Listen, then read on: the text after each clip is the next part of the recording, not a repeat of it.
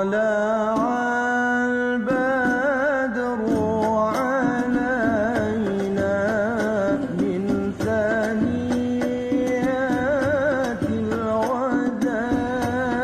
itu tentu ilmu, bukan berkombur-kombur.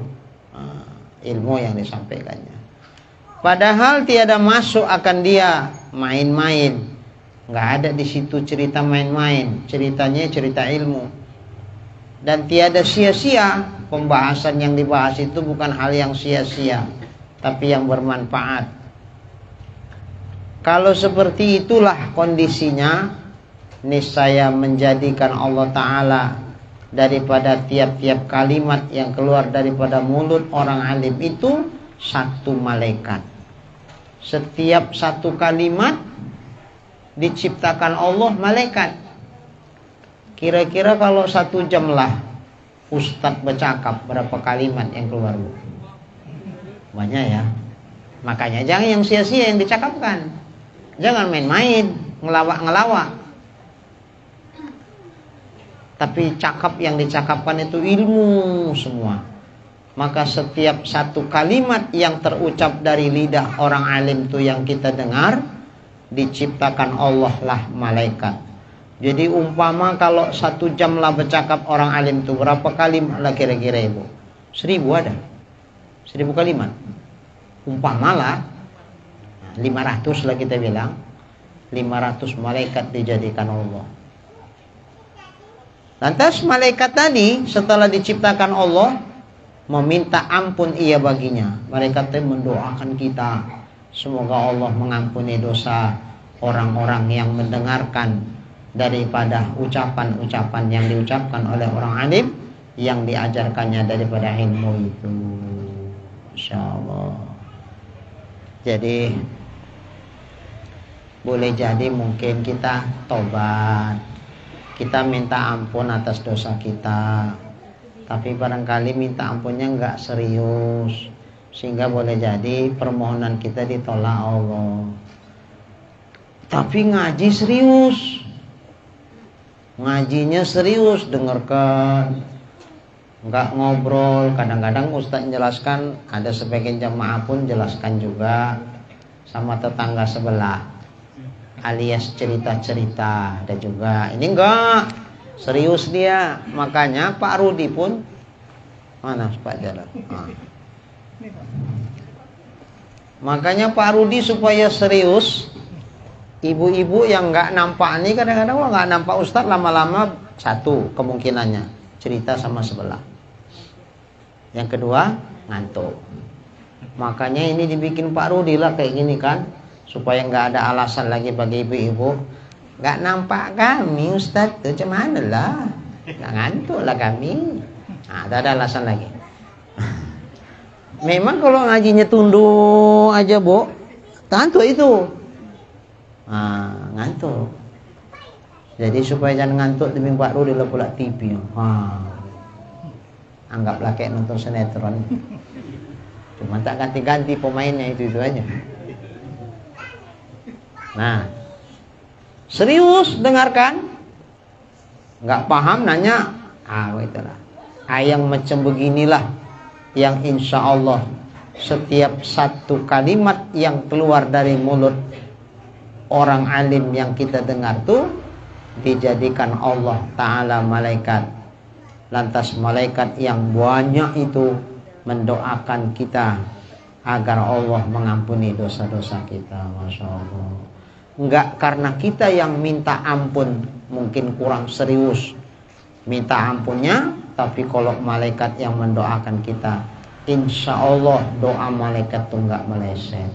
Entah karena ininya kita selamat nanti di alam barzah, diampuni Allah dosanya. Bu, kenapa diampuni Allah dosa ibu? Emang ibu serius minta ampunnya? Enggak. Lalu kok diampuni Allah? Itulah malaikat yang doain aku supaya diampuni Allah dosaku. Kok bisa? Iya, waktu ngaji tempat Pak Rudi, aku serius dengarkan Ustadz tuh yang menyampaikan ilmu tuh. Oh, rupanya diciptakan Allah setiap satu kalimat yang keluar dari mulut Ustadz tuh satu malaikat. Jadi banyak yang keluar, yang ku dengar dari mulut Ustadz tuh Sebanyak itu pula lah malaikat diciptakan Allah. Lah malaikat itu rupanya yang mendoakan aku sehingga dosaku diampuni Allah. Maka selamat aku di alam barzah ini ya Allah. Untunglah aku ngaji. Kalau nggak ngaji mungkin tak ada lah malaikat doain aku. Kita belum tahu ini Bu. Belum tahu. Nanti kalau udah nampak, iya Allah, nangis kita di sana. Iya, menangis. Rasanya kurang lama lah aku mengaji. Kok terlambat lah aku datang umpama. Udah berapa lama tadi Ustaz ceramah? Bukan nyindir Pak Jalal ini, enggak.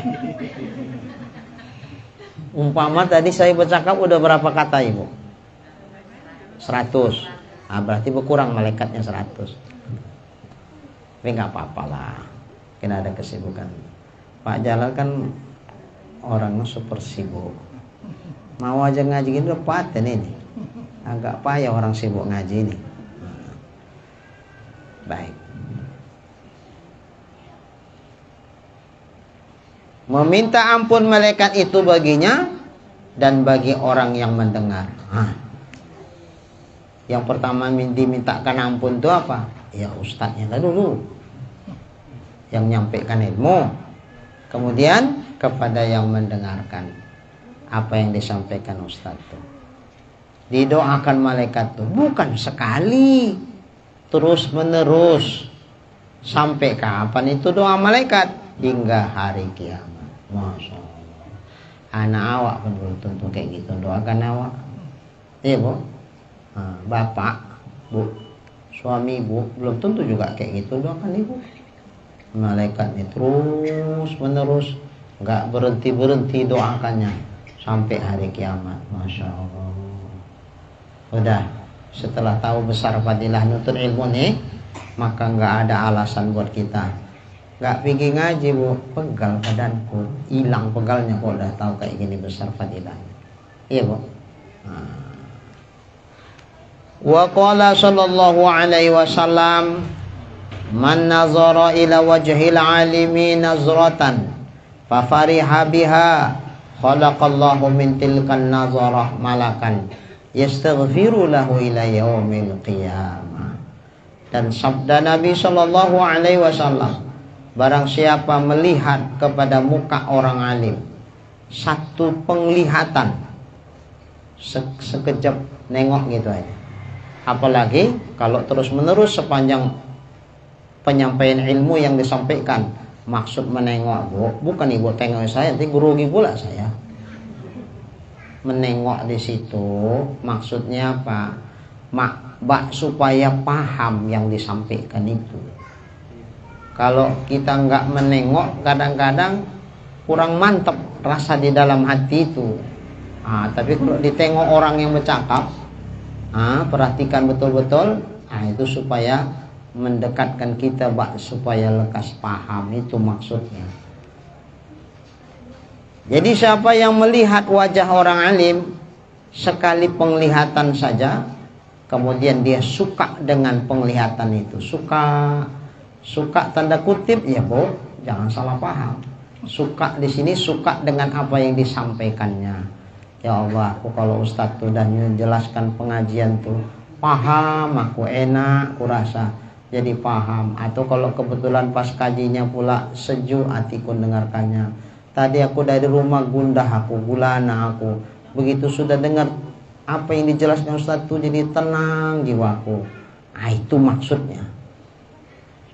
Maka kalau seperti itu kondisi kita saat mendengar dan melihat orang yang menyampaikan ilmu, niscaya menjadikan Allah Ta'ala daripada demikian tili itu, daripada penglihatan yang kita lihatkan kepada orang alim tadi, akan seorang malaikat meminta ampun ia baginya hingga pada hari kiamat. Jadi didengar, diperhatikan, ditengok, senang kita dengan yang disampaikan, maka diciptakan Allah malaikat yang mendoakan kita sampai hari kiamat agar dosa-dosa kita diampuni oleh Allah. Wa qala sallallahu alaihi wasallam, man akrama aliman faqad akramani wa man akramani faqad akramallaha wa man akramallaha fama'wahul jannah. Dan Nabi SAW bersabda, kata Nabi, barang siapa yang memuliakan akan orang alim, maka sesungguhnya itu artinya dia memuliakan akan daku. Kenapa? Karena orang alim itu pewaris ilmunya Nabi. Maka memuliakan orang alim itu maksudnya memuliakan ilmu yang diwarisinya dari Nabi. Berarti secara tidak langsung kita memuliakan Nabi.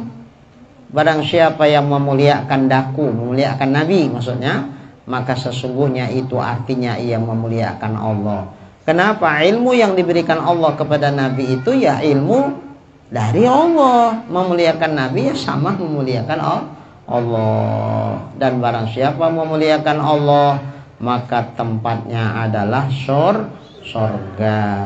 Maka muliakan orang alim, karena orang alim itu wasilah. Wasilah kita kepada Nabi, Nabi wasilah kita kepada Allah. Wabtaghu ilaihil wasilah. Kata Allah, tuntutlah untuk bisa mengenal Allah itu akan wasilah. Kita nggak bisa langsung kenal Allah. Kita mengenal Allah itu lewat apa yang disampaikan oleh para ulama dan guru-guru kita. Dari mereka lah, jasa mereka lah kita mengenal Allah. Nah, ulama itu dapat ilmunya dari siapa? Dari Nabi. Makanya besarlah jasa Nabi kepada kita. Begitulah mata rantai itu. Makanya dalam wiritan-wiritan ada yang disebut dengan Robitoh Mursyid. Apa itu Robitoh Mursyid?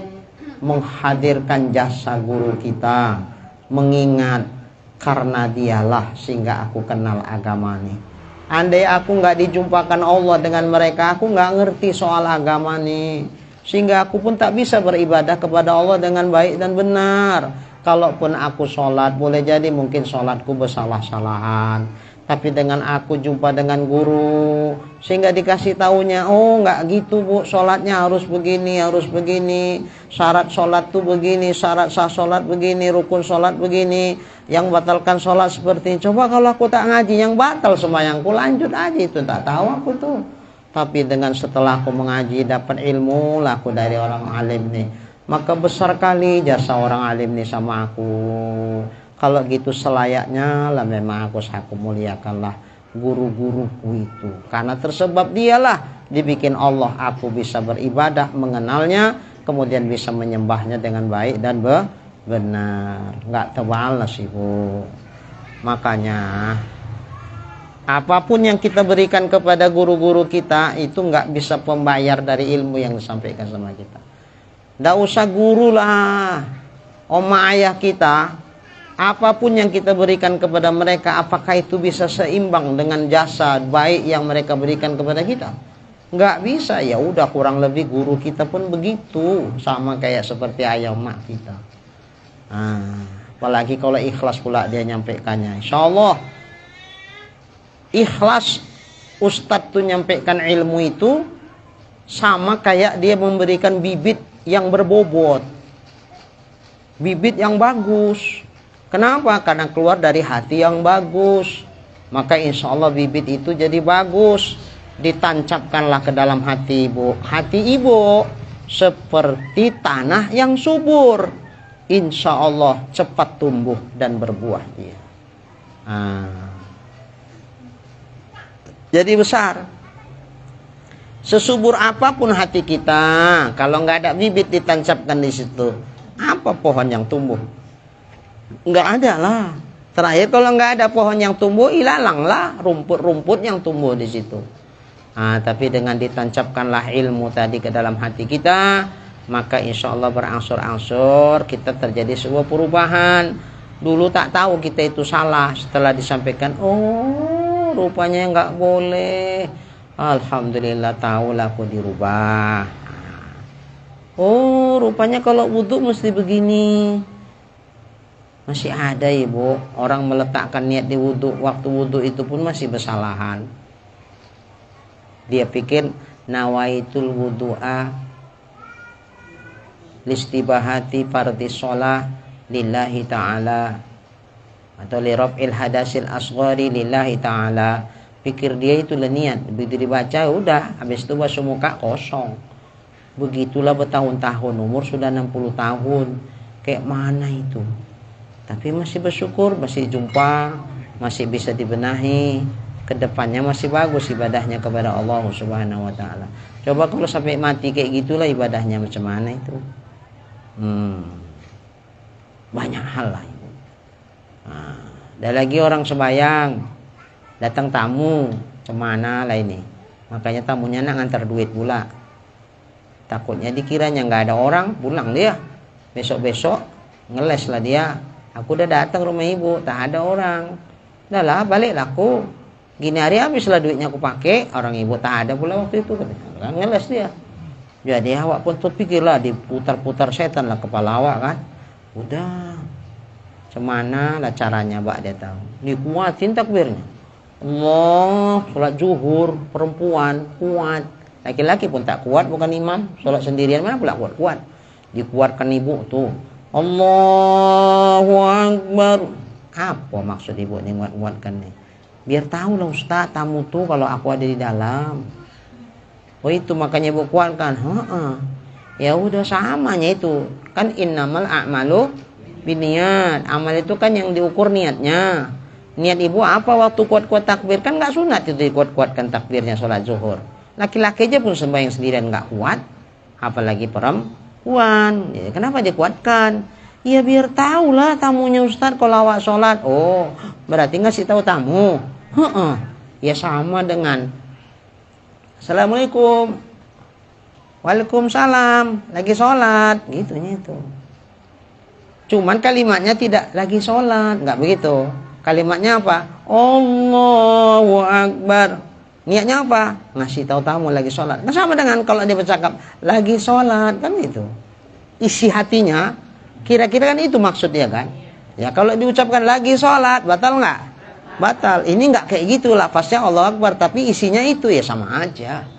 Karena yang diukur itu adalah niatnya. Berarti batal nggak itu? Batal. Jangan dikira kalau kuat nggak batal. Nah makanya ibu udah bikin kayak gitu. Ya Allah Ustaz, pernah aku sembahyang kayak gitu, kupikir nggak batal. Kan aku mengucapkan Allahu Akbar, kan nggak apa-apa. Memang Allahu Akbarnya nggak membatalkan sholat. Yang batalkan sholat niatnya. Paham ya Bu? Coba kalau nggak ngaji, begitulah dia. Sering-sering berarti batal sembahyangnya itu. Belum lagi cara menutup aurat. Masih banyak perempuan sembahyang itu auratnya agak telepon ini. Ininya nampak. Kayak ibu pakai jilbab inilah, bayang. Nah, pertanyaannya batas aurat perempuan tuh mana? Sekujur tubuh itu aurat. Sekujur tubuh aurat. Yang enggak aurat yang mana? Tangan. Tangan itu yang mana? Inilah jari-jari sampai mana? Pergelangan. Yang mananya Ustadz? Yang ini apa yang ini? Dua-dua. Ini enggak aurat, ini enggak aurat. Masih ada juga orang berlebihan. Hukum itu jangan dilebih-lebihin, jangan dikurang-kurangi.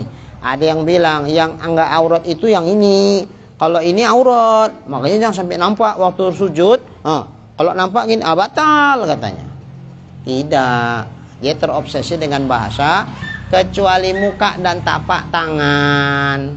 Berarti kok tapak tangan ini aja ya? Ini enggak masuk kan? Berarti kalau gitu ini aurat kan? Padahal ini enggak aurat. Jadi kalau sholat nampak ini, telekungnya naik ke atas gini Bu. Nah, nampak ini. Enggak apa-apa, enggak batal, ini enggak aurat. Jadi, kecuali muka dan tangan sampai pergelangan, baik tapaknya maupun belakangnya. Ini enggak termasuk aurat. Batasnya inilah pergelangan. Jadi kalau kelihatan ini enggak apa-apa. Oke. Tapi kalau lihat pergelangan kelihatan, ya batal. Paham ya Bu? Oke. Kalau perempuan sholat nggak pakai kaos kaki, batal apa enggak? Ya, kalau kelihatan kakinya batal. Tapi sulitnya masih nampak itu kan? Kalau pakai kaos kaki dia, kan pasti itu nampak. Ya, enggak juga, belum tentu pasti. Kalau pandai dia mijak-mijaknya, cuman dikhawatirkan. Kalau tidak berkaos kaki, dikhawatirkan tersingkap kakinya. Lah kalau tersingkap kelihatan batal. Kalau tidak, tidak. Nanti kalau bahasa sembiring, kalau nggak pakai kaos kaki batal, berarti semua asal nggak pakai kaos kaki batal walaupun tertutup. Ya belum tentu juga ya Bu. Bu, kalau ibu pijak kira-kira bisa nggak terbuka? Bisa. Tapi kemungkinan terbuka bisa nggak? Nah, kan kita pakai kaos kaki cari amannya. Sekiranya pun terbuka, ada pelapisnya. Nah, jadi nggak berisiko. Tapi kalau seandainya nggak pakai kaos kaki, sekiranya dari mulai takbiratul ihram sampai salam amannya nggak terbuka, ya sah sholatnya.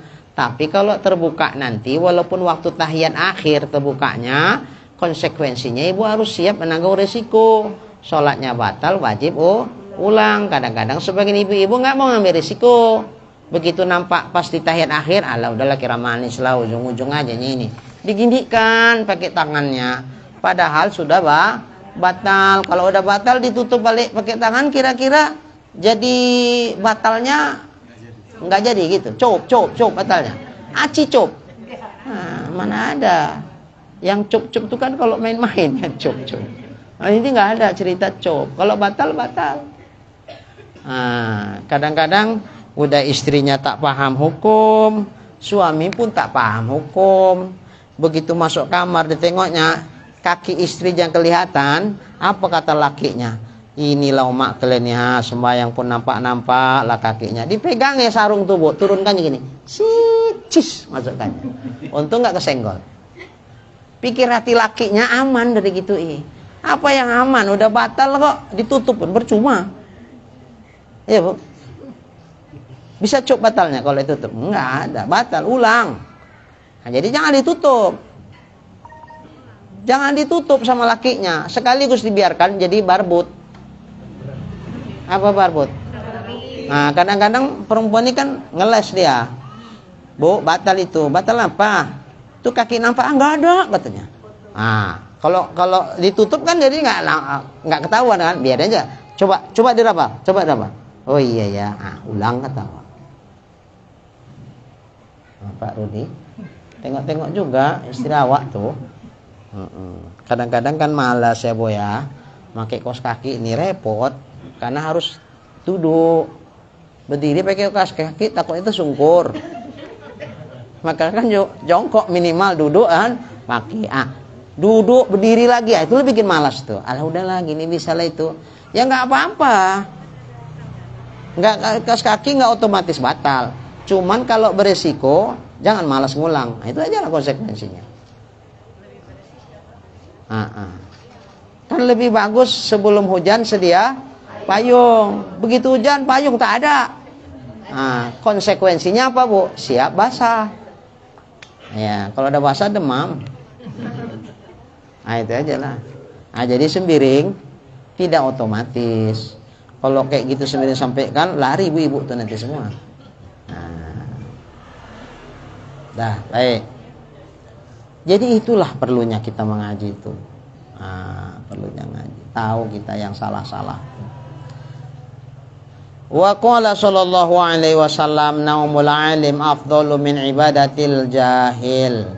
Sabda Nabi sallallahu alaihi wasallam, tidurnya orang alim itu afdol daripada ibadahnya orang jahil. Ini jahil, nggak ngerti, sembayangnya nggak sah. Ini orang alim tidur, niatnya aku lelah, aku tidurkanlah dulu supaya nanti bangun bisa aku ibadah kepada Allah. Tidur dengan niat untuk mengkuatkan ibadah, jadi berpahala nggak itu? Berpahala, karena dia ada orang alim, diniatkan jalan untuk kuat ibadah. Sementara orang jahil beribadah, tapi salah ibadahnya. Karena salah, wujudul ibadah ka'adamiha. Adapun ibadah dilakukan sama macam tak dilakukan karena tidak masuk dalam bilangan atau hitungan secara syar'i. Jadi sia-sia. Makanya Syekh Nur Ruslan dalam kitab Matan Zubatnya mengatakan, wa kullu man bi ghairi ilmin ya'malu a'maluhu mardudatun la tuqbalu. Setiap orang yang beramal tidak dengan ilmu, maka amalnya ditolak, tidak diterima Allah. Capek awak yang beramal di atas dunia ini, tapi ternyata di akhirat nggak ada nilainya di sisi Allah. Orang pada panen nerima hasil yang ditanamnya di dunia daripada ibadahnya, tiba-tiba dia sana mengharap-harapkan mana panen hasil panenku, nggak ada. Kok bisa nggak ada ya Allah? Salah kau nanamnya. Coba kalau betul nanamnya, kan ada hasilnya.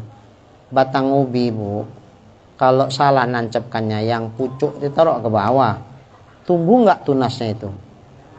Tumbuh. Tapi jangan diharap ibu cabut ada ubinya.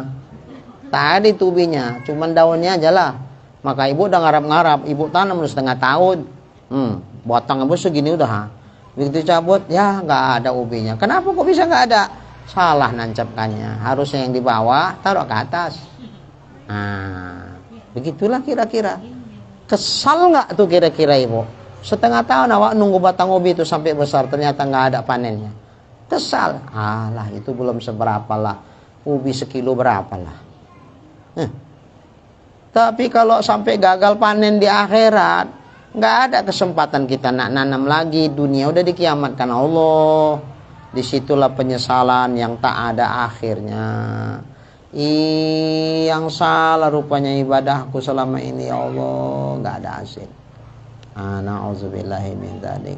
Makanya ya itulah ya, ini jadi renungan sama kita. Maka nuntut ilmu tuh nggak pernah akan berakhir. Kenapa? Semakin kita tuntut ilmu tuh, semakin tahu kita betapa banyak yang kita belum tahu. Coba kalau kita nggak nuntut ilmu, kita nggak tahu mana-mana ilmu yang harusnya kita tuntut. Awak pikir yang udah ada itu udah cukup lah itu. Ya udah, kayak katak di bawah tempurung lah. Awak pikir dunia sebesar tempurung tuh, begitu di sepak tempurungnya terbuka, ya ternyata masih luas rupanya dunia nih. Begitulah, terkejut kita. Di akhirat nanti rupanya masih banyak yang aku tak tahu daripada yang aku tahu. Wa qala sallallahu alaihi wasallam, man ta'allama baban minal ilmi ya'malu bih aw lam ya'mal bih kana afdhala min ayyusalli alfa raka'atin tatawwu'an. Dan sabda Nabi sallallahu alaihi wasallam, barang siapa belajar satu bab daripada ilmu, umpamanya bab wudu tuntas, satu bab, rukunnya, yang batalkannya, sunat-sunatnya, yang makruh, gitulah, tuntas habis pembahasan tentang satu bab ilmu, yakni tentang wudu umpamanya. Apakah dia beramal dengan dia ataupun tidak beramal dengan dia? Apakah ilmu yang dipelajarinya itu diamalkan ataupun tidak diamalkan? Tapi harapan kita janganlah tak diamalkan, tentu kan diamalkan. Maka adalah ia terlebih afdal daripada sembahyang sunat 1000 rakaat. Sanggup Bu 1000 rakaat sembahyang sunat? Tarawih 20 aja nawar. Kalau bisa 11 aja lah gitu. Nawar. Pahala mau banyak, ibadah nawar. Jangankan sampai 1000 rakaat, ya Allah, kayaknya nggak sanggup kita ngapal. Tapi satu bab ilmu kita pelajari, maka itu lebih afdol, bukan sama, lebih afdol daripada 1000 rakaat yang kita sembahyangkan itu. Masya Allah.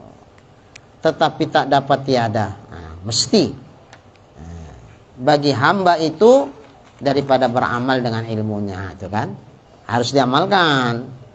Jangan nggak diamalkan ilmu yang sudah dapat.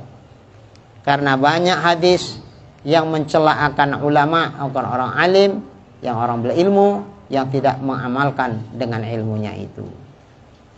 Seperti riwayat daripada Sayyidina Umar Ibnu Khattab radhiyallahu anhu, berkata ia, aku dengar Rasulullah Shallallahu alaihi wasallam bersabda, bahwasanya orang alim apabila tiada beramal dia dengan ilmunya, melaknat akan dia oleh ilmunya di dalam rongganya, dalam rangganya. Dan melaknat akan dia oleh tiap-tiap sesuatu yang naik atasnya matahari. Jadi dilaknat. Malaikat itu melaknat dia. Ilmu yang dipelajarinya itu pun melaknat dia kalau nggak diamalkan ilmunya. Makanya setiap harta yang kita miliki itu ada kewajiban zakat yang harus kita keluarkan apabila cukup nisabnya. Maka ilmu itu pun ada zakatnya. Apa zakat daripada ilmu? Diamalkan. Seperti kalau ada harta sudah cukup nisab nggak kita zakati, maka harta itu kelak akan menjadi saksi di hadapan Allah, melaknat kita. Maka seperti itu juga lah ilmu, ketika sudah kita dapat tidak kita amalkan, maka ilmu itu jadi saksi di hadapan Allah, dia akan melaknat orang yang punya ilmu itu. Jadi ada yang bertanya, Pak Ustadz, segitu banyak sudah yang dipelajari, kalau yang wajib-wajib oke lah kan sikit, kalau itu kan nggak harga mati, nggak bisa ditawar, mesti diamalkan. Yang sunat-sunat dah banyak kali Ustadz diterima Ustadz, nggak bisa diamalkan Ustadz kalau semua. Ya pinomat sekalipun jadilah, pinomat lah itu, udah nggak harga mati lah itu, harga bandrol. Kalau nggak diamalkan sekali berarti kan sama sekali nggak diamalkan. Pinomat lah minimal sekali. Setelah kita belajar sholat tasbih misalnya, tasbih itu begini, mungkin tiap hari agak berat. Macam Bu Ida lagi kan orang super sibuk, pagi ngajar, siang ngajar juga lagi kan.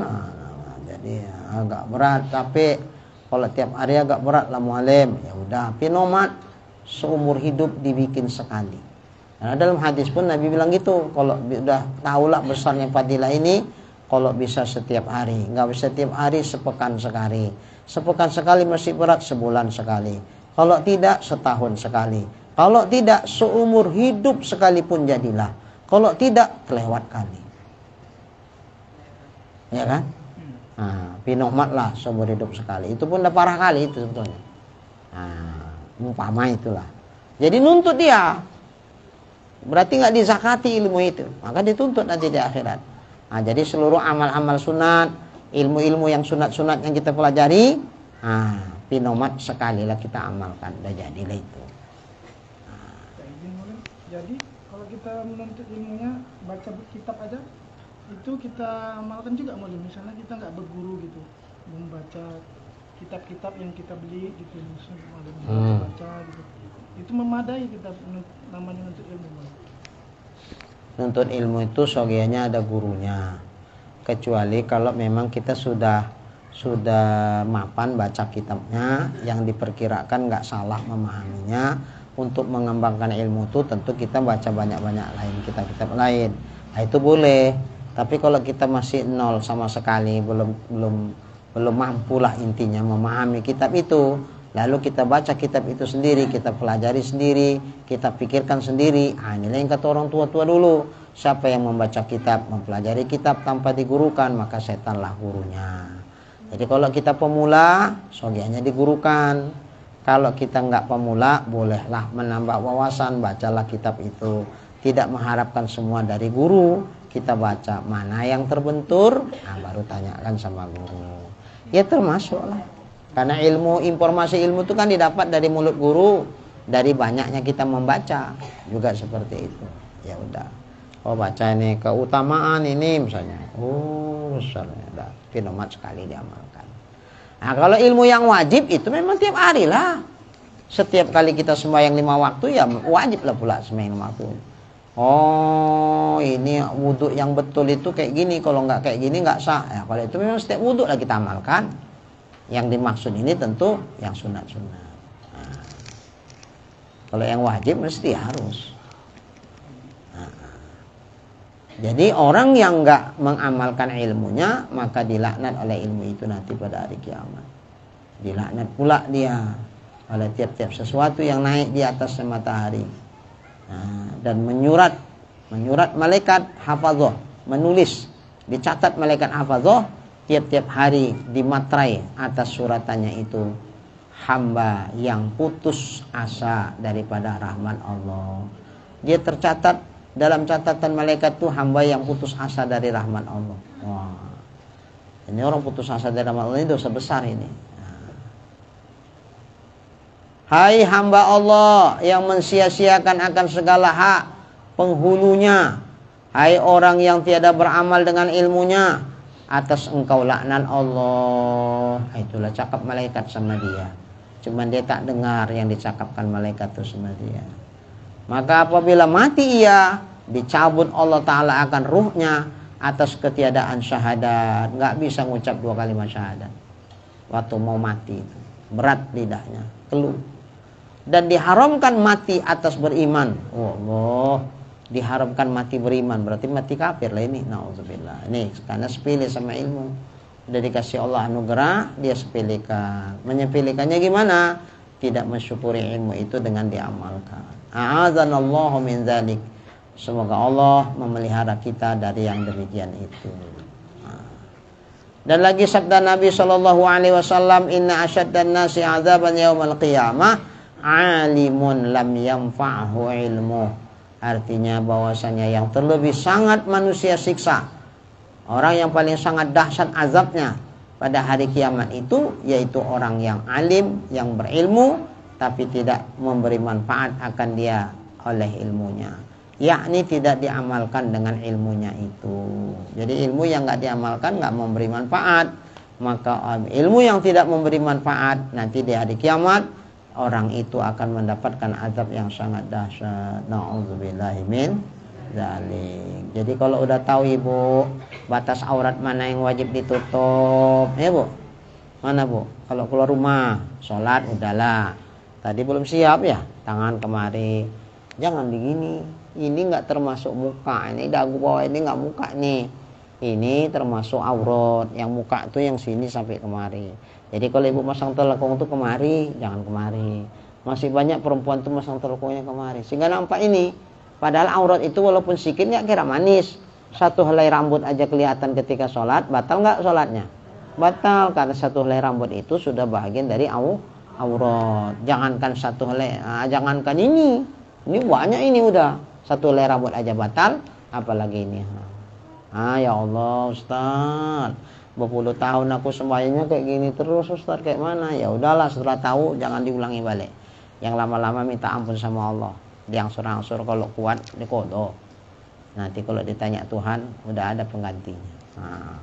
Nih, jadi sini ya bu, udah sampai ilmunya, jangan lagi melawan. Ada kadang-kadang ibu-ibu ini, Ustaz repot kali lah Ustaz sini, kan payah bacanya Ustaz. Jadi saya bilang, bu, ibu bukan mau musabakoh baca Quran, nggak perlu kuat ibu, pelan aja bisa, nggak harus ibu ngangah-ngangahkan bacanya. Saya bilang, diam deh, kurang nerima. Allah ya Allah, padahal untungnya pun tak ada sama awak, sama dia nya untungnya. Awak kan cuma nyampein aja, diterima alhamdulillah, nggak terima ya udahlah. Cuman ngeles, banyak kali ngelesnya. Payahlah Ustaz. Entah karena manjanya, nggak tahu lah, manja kok sama Ustaz. Iya, kadang ibu-ibu ini. Tapi ibu-ibu sana, sini nggak ada. Kalau sini begitu bilang Ustaz, nerima aja semua insya Allah. Ya Allah. Iya. Jadi ini aurat tertutup elok-elok. Assalamualaikum warahmatullahi. Assalamualaikum warahmatullahi. Siap salam kan sunat disapu muka sambil baca doa. Apa doanya ibu? Nggak baca doa ibu? Gini aja. Baca doanya. Asyhadu an la ilaha illa huwar rahmanur rahim. Allahumma azhib annil hamma wal huzn. Aku bersaksi, asyhadu an la ilaha illa, aku bersaksi bahwa tidak ada Tuhan kecuali huwa, dia Allah, maksudnya ar-Rahman, yang maha pengasih. Allahumma azhib, ya Allah hilangkanlah, anni, dari diriku, ham itu apa bu? Bukan ham ha ajaji manusia, ini ham Arab ini. Ham itu bingung, resah, gelisah, galau, apalagi bu? Dan yang sejenisnya lah. Pernah resah, pernah galau tiap hari. Iya. Dari Minta sama Allah supaya galau, resah, gelisah kita tuh dihilangkan Allah. Setiap kali sholat sapu muka, doakan, ya Allah hilangkanlah dari diriku ini galau, resah, gelisah dan lain sebagainya. Wal huzn, dan duka cita. Duka cita itu nggak boleh lama-lama. Kalau lama-lama kita pendam di hati duka cita tuh, lama-lama nanti putus asa. Kalau udah putus asa, ujung-ujungnya bisa bunuh diri. Ujung-ujungnya bisa nanti hilang akal, ketawa sendiri. Iya, ketawa sendiri dia, ketawa. Bahaya itu, sembiring. Jangan ketawa sendiri ya. Cari kawan sembiring, jadi ada kawan cerita. Jadi nggak ketawa sendiri. Oke. Makanya minta sama Allah supaya galau kita, sedih kita, duka cita yang ada di hati disebabkan oleh suatu hal itu supaya dihilangkan Allah. Nah kalau galau, duka cita dan sebagainya udah hilang, hati pun jadi tenang. Itu makanya doa. Asyhadu an la ilaha illa huwar rahmanur rahim. Allahumma azhib anil hamma wal hazan. Sopukan kemari. Mudah-mudahan makbul doanya ini, hilang semuanya penyakit-penyakit hati. Dah. Tahu-tahu Bu, waktu menyapukan muka ini gini. Apa ini? Allah ya Karim, rambut diginikan masih utuh. Sakit di sini, lengket berarti masih satu helai. Hati-hati di sini. Ilmu kan udah ada ya Bu. Berarti nampak rambut. Sembayangku batal lah ini. Udah sampai ilmunya ya Bu. Jangan perasaan malas terus membuang ilmu tadi. Alah udahlah itu. Kira manis, maklumnya Tuhan cuma selai aja kok. Jangan kita ngarang-ngarang sendiri. Ya kalau udah batal lah, ulangi balik lagi, Allahu Akbar. Jangan ngeles, jangan nggak diamalkan ilmunya. Termasuk ada yang cerita sama saya waktu umroh orang tuh, ketika yang pertama kali nyampe umroh tawaf.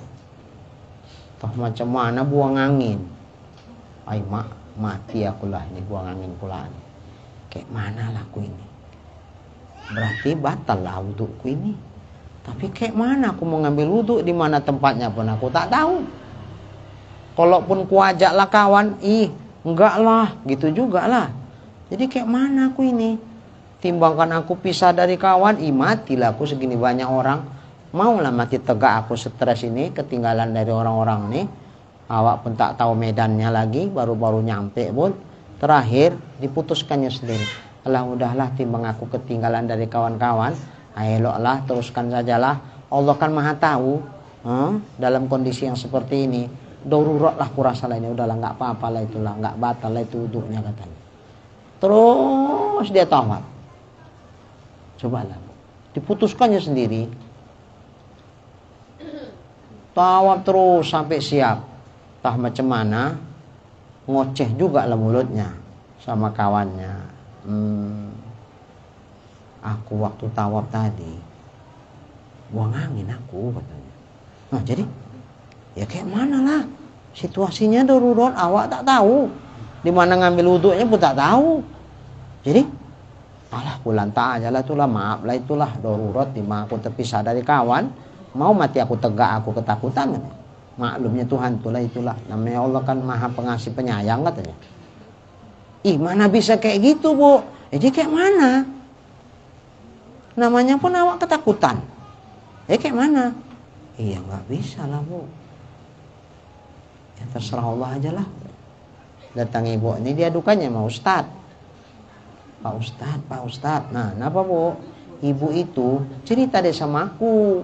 Waktu tawaf tadi, kita umroh tadi, udah siap ini, udah tahallul, udah gunting rambut segala macam.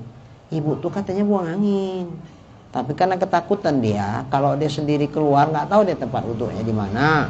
Lagi terpisah dari kawan, ketakutan dia Pak Ustadz. Jadi dia bilang, udahlah darurat, maklumnya itu Tuhan katanya, dilanjutkannya aja. Nggak bisa kata Ustadz tuh. Mana ibu tuh? Panggil. Iya Bu, kayak gini Bu. Iya Ustadz, aku kan takut Ustadz. Nggak bisa. Cepat ibu ambil wuduk di situ. Kami tunggu. Sebelum kita ke tempat sa'i, kami tunggu. Udah, Tawaf ibu sendiri. Nanti kami tunggu sini. Siap ibu tawaf? Ibu datang kemari, kami tunggu. Sendirilah ibu tuh gondok kan main. Apa katanya? Tah mulut ember, awak cerita. Tah apa diadu-adukan sama Ustadz, bikin repot aku aja katanya. Cobalah itulah. Padahal kan diadukan ke Ustadz maksudnya kan baik, supaya ibadah dia betul. Tapi marah dia nggak terima. Dasar mulut ember, sikit-sikit ngadu, bikin susah aku aja, suruh Ustadz ulang katanya. Cobalah itu. Itulah. Memang mengamalkan ilmu ini susah loh bu. Harus hati itu lapang. Makanya pergi ibadah nih betul-betul niatnya memang ingin melaksanakan ibadah itu supaya Allah ridho. Jadi kalau ada salah-salah dibetulkan, nerima. Tapi kalau ibadah itu pergi-pergi niatnya mau traveling namanya bu. Saya kalau bahasa kita agak celat lidah saya. Iya Pak Rudi. Oh betul itu. Alhamdulillah, pikir saya salah. Jalan-jalan. Karena begini, ke Hong Kong udah, ke Malaysia udahlah, itu udah kayak kacang sama orang itu, bolak-balik udah. Kemana lagi? Ke Paris udah, ke London udah. Pokoknya dunia udah keliling. Terus ada yang bilang, woi, sesama orang tuh lah. Kita udah kemana-mana, tapi kok ke Mekah belum kita ya? Oh iya ya. Yuk kita umroh yuk. Ayolah gitu. Udah biasa pergi-pergi kan. Ayolah udah, pergilah umroh. Tapi umrohnya itu udah pikir dia sama kayak pergi jalan-jalan ke Amerika segala macam.